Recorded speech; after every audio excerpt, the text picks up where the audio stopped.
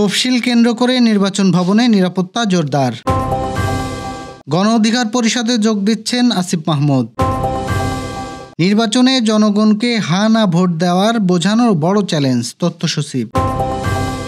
বিয়ে ও তালাক নিবন্ধন বাধ্যতামূলকভাবে ডিজিটালাইজেশন করতে হাইকোর্টের রায়। 8 ডিগ্রির ঘরে নামলেও তাপমাত্রা কমতে পারে আরও। ট্রাম্প গোল্ড ভিসা চালু করল যুক্তরাষ্ট্র। দর্শক, শুনছিলেন দিনের খবরের প্রধান শিরোনাম, এবার বিস্তারিত। তার আগে আমাদের ইউটিউব চ্যানেল সাবস্ক্রাইব এবং সব খবর পেতে ফেসবুক পেজ ফলো করে রাখার পাশাপাশি ওয়েবসাইট ভিজিট করুন। জাতীয় সংসদ নির্বাচন ও গণভোটের তফসিল ঘোষণাকে কেন্দ্র করে নির্বাচন ভবনের নিরাপত্তা জোরদার করা হয়েছে। মূল ফটকের প্রবেশ পথে তল্লাশি জোরদার করা হয়েছে। পাশাপাশি ভবনের চারপাশে টহল বাড়িয়েছে আইনশৃঙ্খলা রক্ষাকারী বাহিনী। ইসির নিরাপত্তা দায়িত্ব থাকা পুলিশ কর্মকর্তা রবিউল ইসলাম জানান, শেরেবাংলা নগর থানা ও ডিএমপির অতিরিক্ত 30 জন পুলিশ মোতায়েন করা হয়েছে।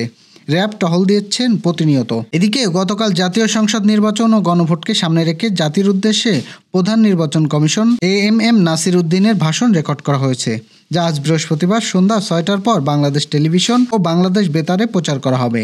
ভাষণে ভোটের তফসিল, নির্বাচন সুষ্ঠু ও অবাধ করার আহ্বান জানানো হবে। সদ্য পদত্যাগ করা স্থানীয় সরকার ও পল্লী উন্নয়ন ও সমবায় উপদেষ্টা আসিফ মাহমুদ সজীব ভুঁইয়া এবার গণ অধিকার পরিষদে যোগ দিচ্ছেন বলে জানিয়েছেন দলটির সাধারণ সম্পাদক মোহাম্মদ রাশেদ খান। বুধবার রাত 10:30টার দিকে একটি গণমাধ্যমকে তিনি বিষয়টি নিশ্চিত করেন। রাশেদ খান বলেন, আমাদের ছাত্র সংগঠনে গুরুত্বপূর্ণ দায়িত্ব পালন করেছেন আসিফ মাহমুদ। ফ্যাসিস্ট হাসিনার শাসন আমলে কোটা বিরোধী আন্দোলন থেকে শুরু করে আমাদের সঙ্গে রাজপথের সব লড়াই সংগ্রামে ছিল সে। এমনকি সে সময় অনেক নির্যাতনের শিকার হতে হয়েছে তাকে। তিনি আরও বলেন, আসিফের সঙ্গে আমাদের আলাপ হয়েছে। এর আগেও গণ অধিকার পরিষদের রাজনীতির সঙ্গে যুক্ত ছিলেন তিনি। দলে তাকে সম্মানজনক পদ দেয়া হবে, এ নিয়ে তার সঙ্গে আমাদের আলোচনা হয়েছে। খুব শীঘ্রই বিষয়টি চূড়ান্ত করা হবে, তবে তাকে আমরা যে কোনো মূল্যে দলে ফেরাতে চাই। তথ্য মন্ত্রণালয়ের সচিব মাহবুবা ফারজানা বলেছেন, আগামী নির্বাচনে জনগণের হা না ভোটের বিষয়টি বোঝানো বড় চ্যালেঞ্জ মন্তব্য করে এক্ষেত্রে জনগণের কর্মকর্তা এবং আঞ্চলিক ভাষায় কর্মকর্তাদের এ ব্যাপারে গুরুত্বপূর্ণ ভূমিকা পালন করতে হবে বলে জানান তিনি।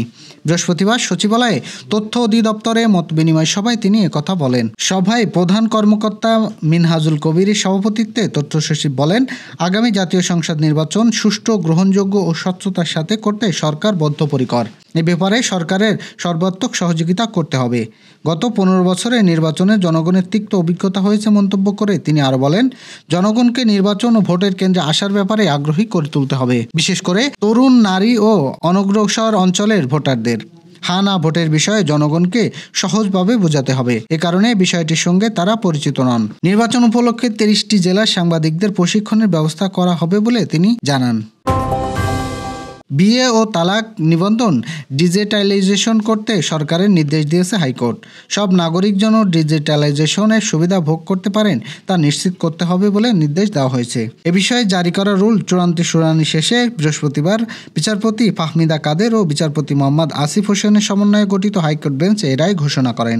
আদালতে রিটের পক্ষে শুনানি করেন অ্যাডভোকেট ইশরাত হাসান। তার সঙ্গে ছিলেন অ্যাডভোকেট তানজিলা রহমান।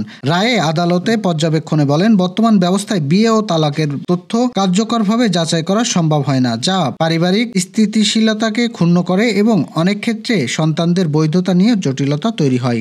আদালত স্পষ্ট করেন, রাইট টু লাইফ বেঁচে থাকার অধিকার নয়, একটি মানবিক মর্যাদা রক্ষায় অধিকারকে অন্তর্ভুক্ত করে। দেশের সর্বনিম্ন তাপমাত্রা নেমে এলো 8 ডিগ্রি সেলসিয়াসের ঘরে, যা আরও কমতে পারে।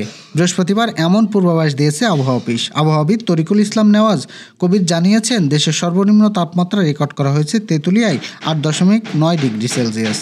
ঢাকায় তাপমাত্রা রেকর্ড করা হয়েছে 16 ডিগ্রি সেলসিয়াস। শুক্রবার সকালে পর্যন্ত দেওয়া পূর্বাভাসে বলা হয়েছে, অস্থায়ীভাবে আংশিক মেঘলা আকাশ সহ সারা দেশে আবহাওয়া শুষ্ক থাকতে পারে। ভোরের দিকে সারা দেশের কোথাও কোথাও হালকা কুয়াশা পড়তে পারে। সারা দেশে রাতের তাপমাত্রা সামান্য কমতে পারে এবং দিনের তাপমাত্রা প্রায় অপরিবর্তিত থাকতে পারে। পরবর্তী 4 দিন তাপমাত্রা প্রায় অপরিবর্তিত থাকতে পারে। ঝিকরগাছা উপজেলা আইন শৃঙ্খলা বিষয়ক সভা অনুষ্ঠিত হয়েছে। বৃহস্পতিবার সকালে উপজেলা কনফারেন্স রুমে এই সভার আয়োজন করা হয়। সভায় সভাপতিত্ব করেন উপজেলা নির্বাহী অফিসার ও উপজেলা প্রশাসক মোহাম্মদ রনি খাতুন। সভায় ত্রয়োদশ জাতীয় সংসদ নির্বাচনকে স্বচ্ছ, সুষ্ঠু, অবাধ, শান্তিপূর্ণভাবে সম্পন্ন করতে প্রয়োজনীয় সিদ্ধান্ত গ্রহণ করা হয়। এছাড়া মাদক নির্মূল, বাল্যবিবাহ রোধ, যানজট নিরসন, বেআইনি মাটি উত্তোলন বন্ধ এবং ভেজাল খাদ্য নিয়ন্ত্রণে নিয়মিত মোবাইল কোর্ট পরিচালনা করার উপর গুরুত্ব আরোপ করা হয়। যুক্তরাষ্ট্রে স্থায়ীভাবে বসবাসের আগ্রহ বিশ্বজুড়ে ধনীদের ব্যক্তিদের জন্য নতুন এক ভিসা কর্মসূচি চালু করেছে প্রেসিডেন্ট ডোনাল্ড ট্রাম্প প্রশাসন। ট্রাম্প গোল্ড ভিসা নামে এই বিশেষ ভিসার ঘোষণা প্রথমে মঙ্গলবার নিজের সামাজিক যোগাযোগ মাধ্যম ট্রুথ সোশ্যালে দেন ট্রাম্প। পরে সাংবাদিকদের সঙ্গে আলাপে বিষয়টি নিশ্চিত করেন তিনি। ট্রুথ সোশ্যালে প্রকাশিত পোস্টে ট্রাম্প লিখেছেন, যোগ্য ও যাচাইকৃত ব্যক্তি, দারুণ সুখবর, ট্রাম্প গোল্ড ভিসা এখন চালু। মার্কিন নাগরিকত্ব অর্জনের সরাসরি পথ হিসাবে কাজ করে এই ভিসা। আমাদের মহান মার্কিন কোম্পানিগুলো তাদের মেধাবী কর্মীদের ধরে রাখতে পারবে। আবেদন ফর্ম পূরণ করা, জমা দেওয়ার সময় দিতে হবে $15,000, যা বাংলাদেশে মুদ্রায় প্রায় 18,21,000 টাকা। ভিসা প্রসেসিং ফি হিসাবে এই অর্থ গ্রহণ করবে যুক্তরাষ্ট্র স্বরাষ্ট্র মন্ত্রণালয়, ডিপার্টমেন্ট অব হোমল্যান্ড সিকিউরিটি। এই ছিল দুপুরের আয়োজন। রাতের খবর দেখার আমন্ত্রণ রইল। সেই সঙ্গে এতক্ষণ সাথে থাকার জন্য ধন্যবাদ।